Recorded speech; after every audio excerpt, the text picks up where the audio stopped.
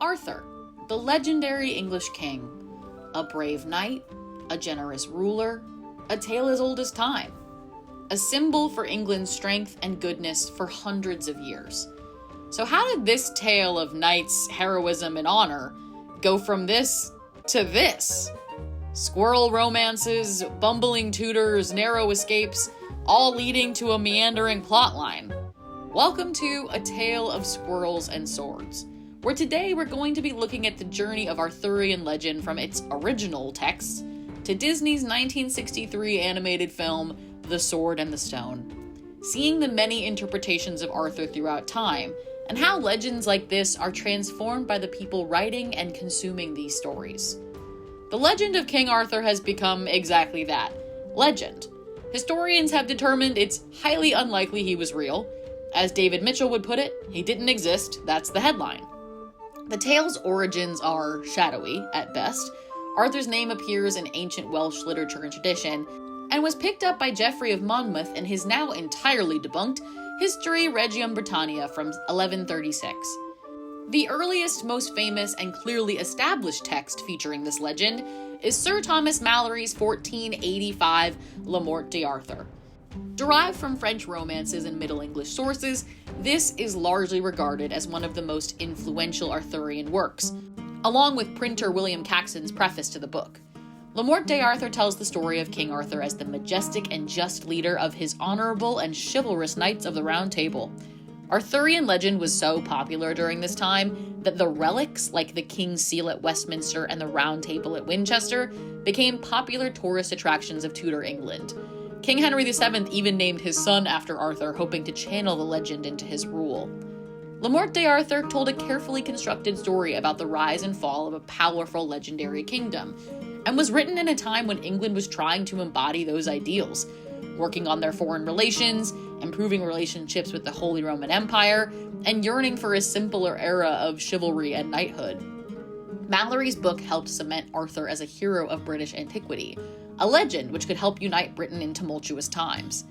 Arthurian legend waxed and waned in popularity, but surged back in the Victorian era with the republication of Le Morte d'Arthur in 1816 and 17, along with Lord Alfred Tennyson's Arthurian works like The Idylls of the King. Arguably the most famous and popular retellings during the Victorian era, Tennyson's grand prose helped cement Arthurian legend into the lives of Victorian Englishmen.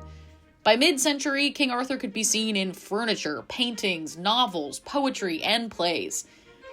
The desire to rediscover the story of Arthur was less about understanding the historical accuracy of the tale, and more about establishing an English hero, a paragon of righteous English thought.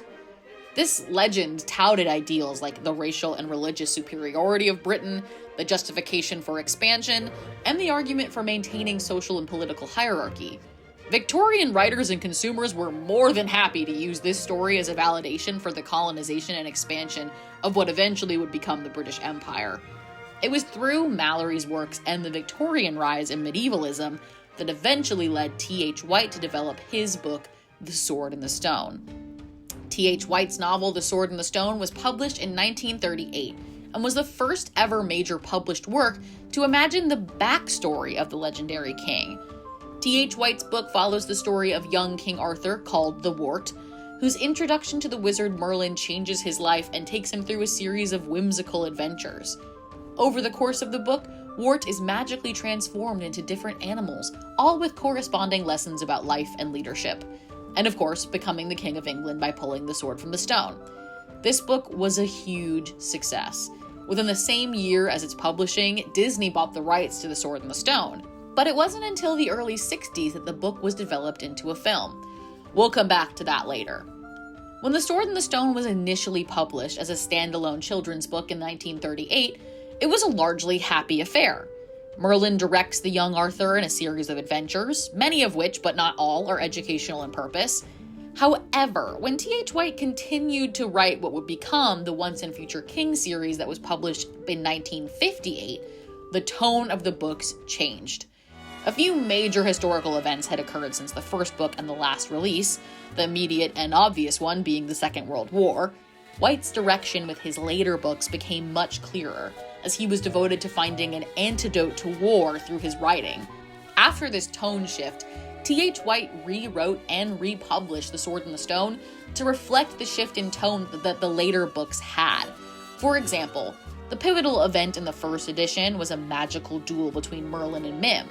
But in the second edition, this changed to a lesson taught by geese about the illusion of natural borders fading away when viewed from above. The world and the book changed significantly over the 20 years since its first publishing. Arthur's tale continued to be used for what the people of that era needed him for.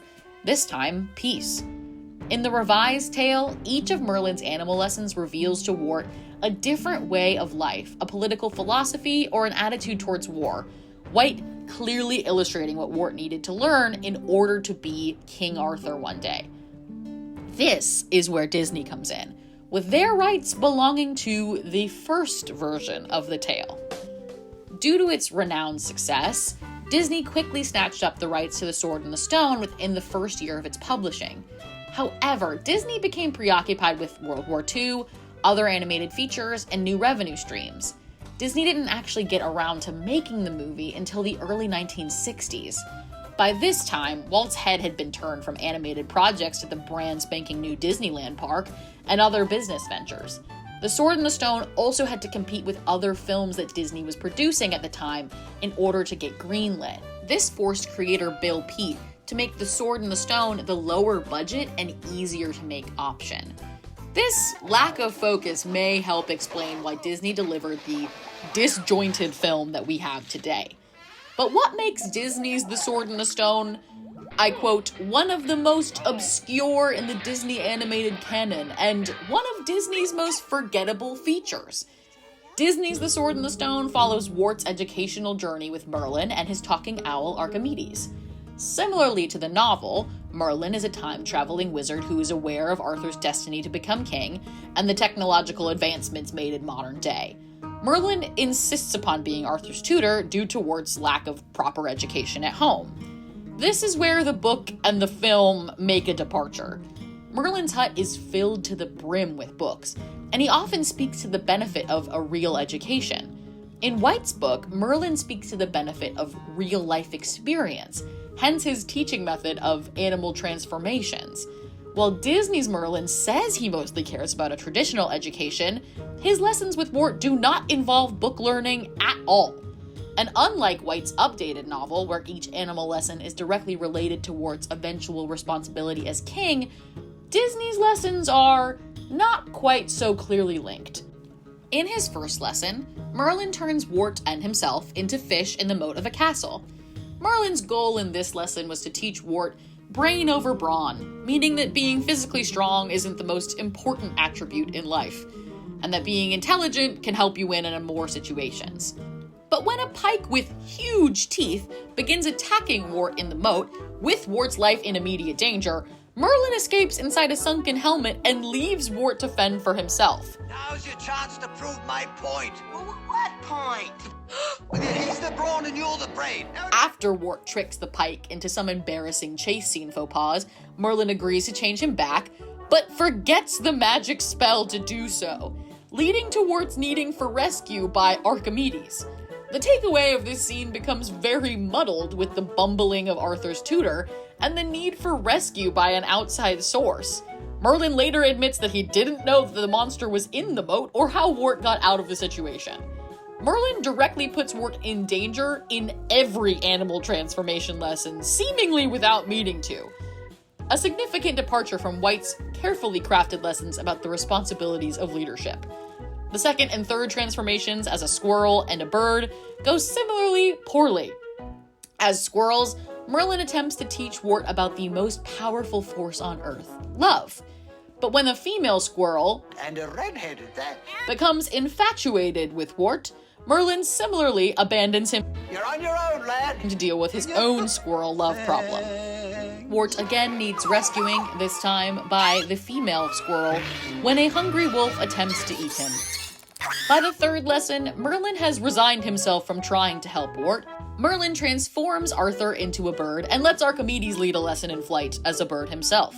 During this lesson, Wart gets attacked by a hawk, and while Archimedes is there to try and rescue him, Wart ends up falling into the chimney of the evil witch Mad Madam Mim. Wart is never given an opportunity to apply these lessons, as he again narrowly escapes death by the interventions of those who care about him. Merlin does have a wizard's duel with Mad Madam Mim and outsmarts her, saving Wart, but when Arthur continues to express interest in being a knight, instead of just continuing with his studies, Merlin abandons Wart when he loudly Blow me to Bermuda!